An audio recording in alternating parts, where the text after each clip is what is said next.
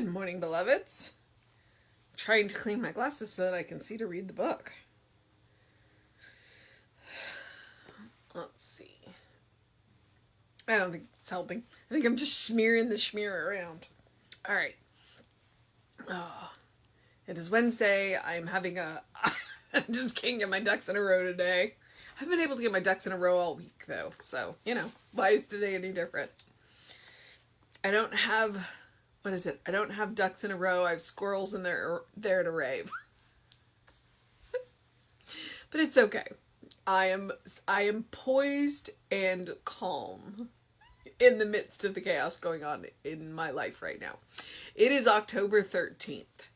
Whatever needs to be done, it is being done now by the action of God, the action of mind. That's our title. And our quote is, "The Lord will perfect that which concerneth me." And that is Psalm 138, line 8. Patience in spiritual demonstration is not only a great virtue, it is also a definite necessity. We must believe that the word we have spoken does accomplish that whereunto it has been sent. Too often we pray and then immediately look to see if the result has appeared. We fail to realize that a process is involved.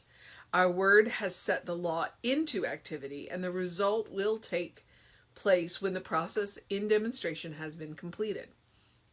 Having spoken the word, we then rest in the knowing that the law is doing the rest.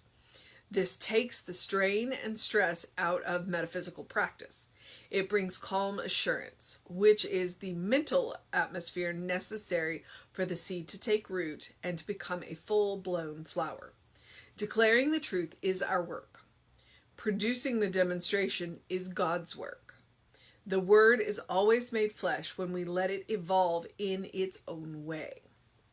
I declare the truth, for it is that which is true of God.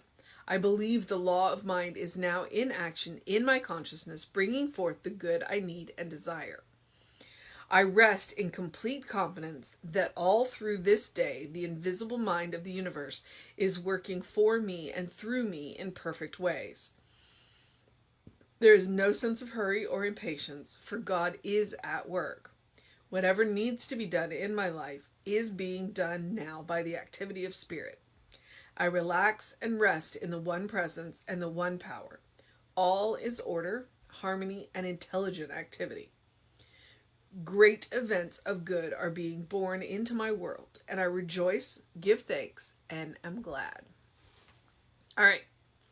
Immediately it starts off with patience. And what I like to say is patience is a virtue. It's not one of mine.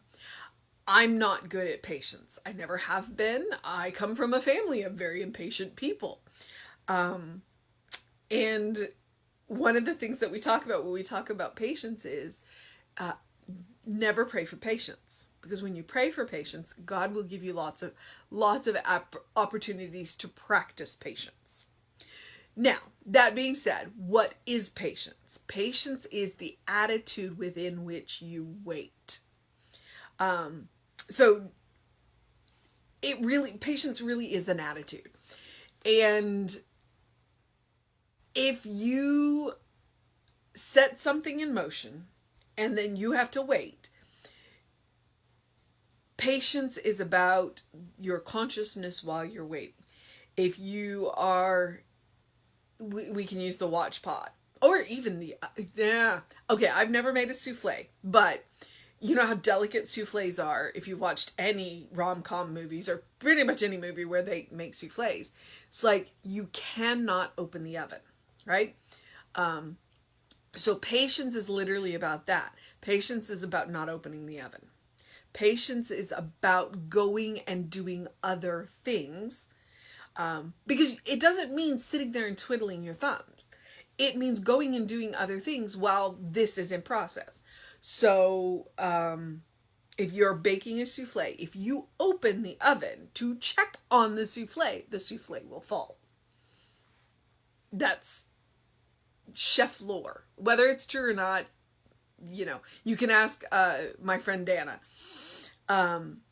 But the point is you put it in the oven and then you let it do its job and you go and do other things. If you stay around in the kitchen and you constantly check on it, and it's going to fail.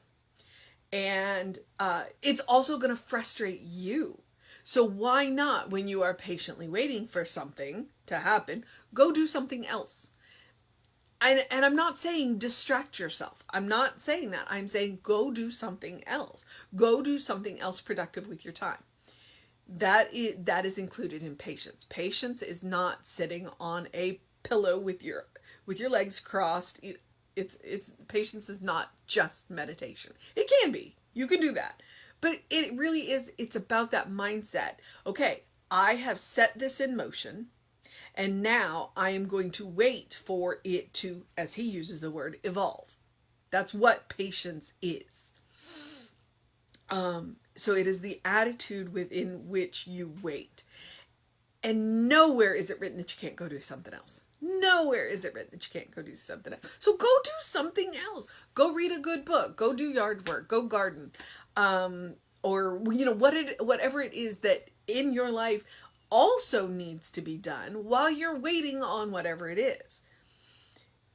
Because that souffle will be done in its time, and what you can't do is mess with it. So, souffles are lessons in patience. There are also lessons in correct construction, but we won't go there. I've never made one, so I can't say anything. But there's also a line in here. It's a line in here. Declaring the truth is our work. Producing the demonstration is God's work. And that's another aspect of patience, because we have stated what it is that we want.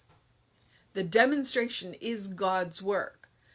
But when we don't think that God is doing it fast enough, then we get our fingers in it. And when we get our fingers in it, we stop listening. Okay? Or we're listening with half an ear. So sometimes what will happen is we declare the truth. It's not happening fast enough.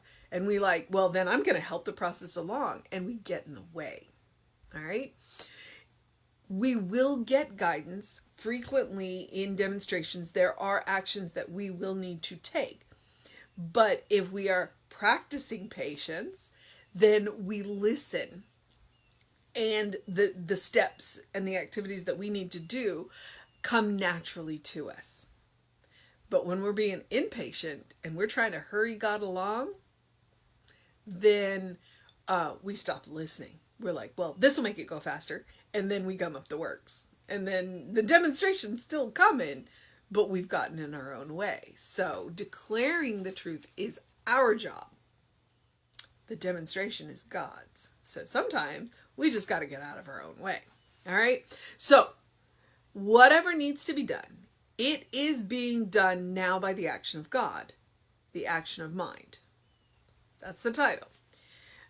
The Bible quote, go read the Psalm. Go read Psalm 138. I don't know. The Lord will perfect that which concerneth me.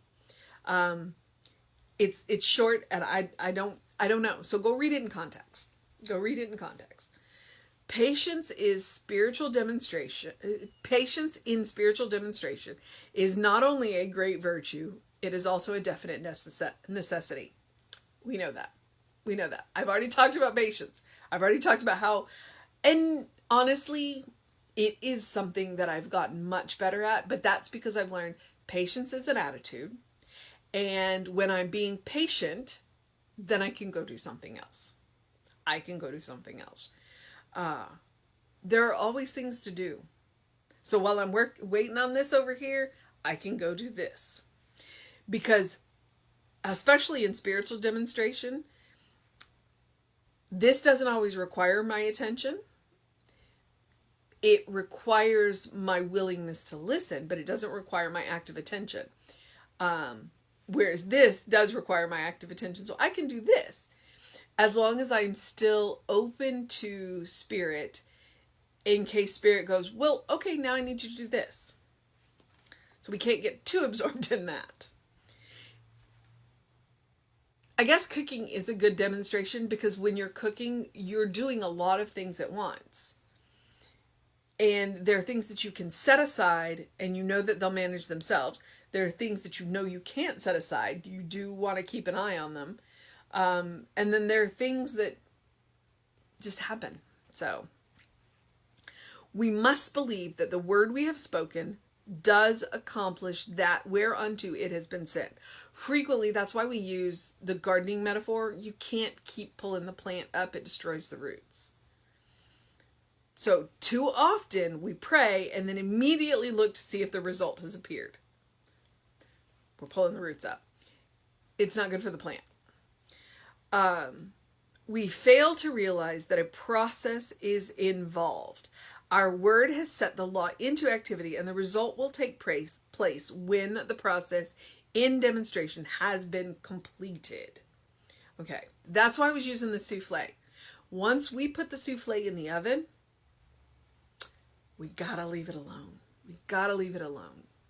We've got to trust that the oven, the law, will do its job. All right?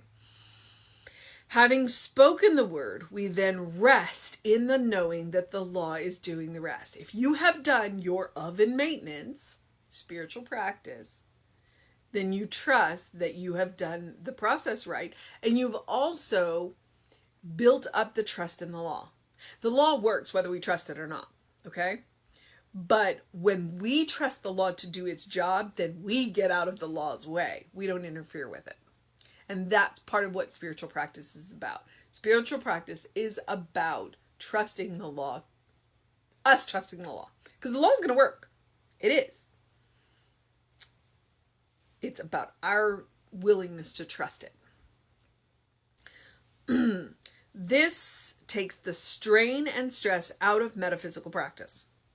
You do the treatment and you let it go. That's why the release step is so important. I release it. I let go of it. I'm not going to fiddle with it. I'm not going to mess with it. I'm not going to get in the way. It brings calm assurance, which is the mental atmosphere necessary for the seed to take root and become a full-blown flower. Okay, it brings calm assurance. Back to the souffle. Ernest didn't cook, I imagine. It takes calm assurance. It, from what I understand, of course, all my experience is movies, the kitchen needs to be calm. You don't want to be making loud noises. You don't want to be slamming doors. Calm assurance, which is the mental atmosphere necessary for the seed to take root and become a full-blown flower. Declaring the truth is our work. Our job is to state what we want. Our job is to state what we want. Our job is to be as clear as possible about what we want. Producing the demonstration is God's work. We've got the what, God's got the how. All right? That is God's job. And it is also on God's time. I mean, we can put a time limit in there. We can try that. But when we try that, we limit God. The word is always made flesh when we let it evolve in its own way. All right, so next paragraph is all about those power statements, those affirmations. Feel free to use them in your treatments.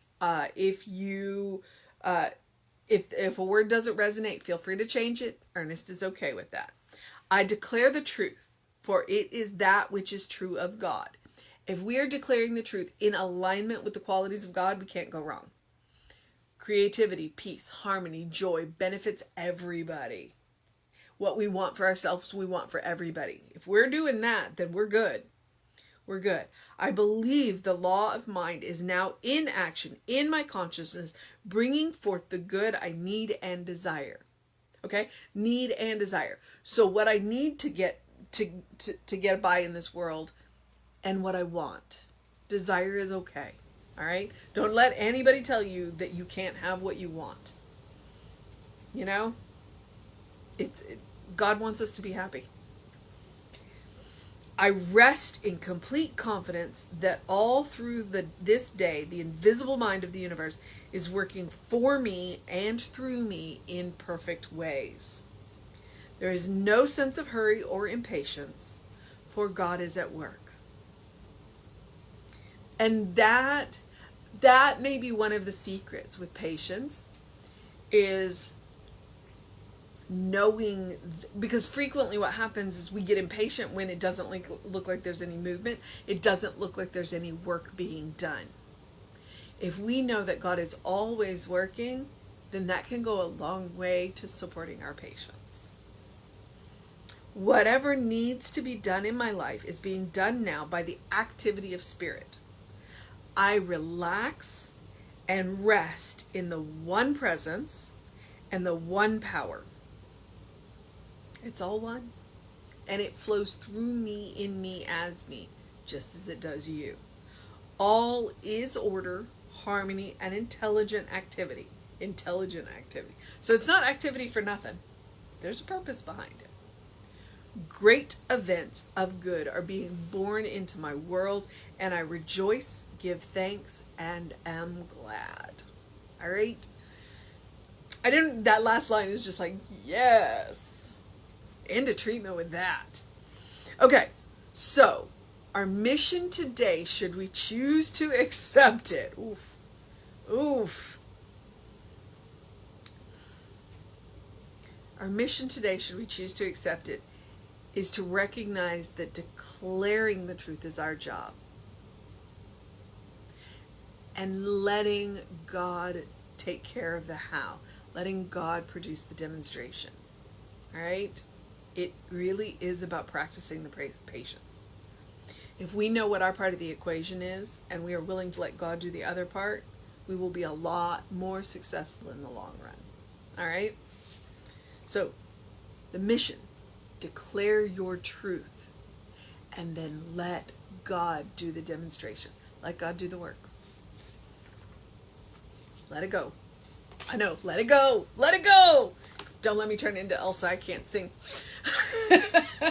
All right, beloveds. That's the mission. And I'm going to encourage you, as I always do something loving for yourself, do something kind for yourself, do something compassionate for yourself. Whatever that looks like. Whatever that looks like.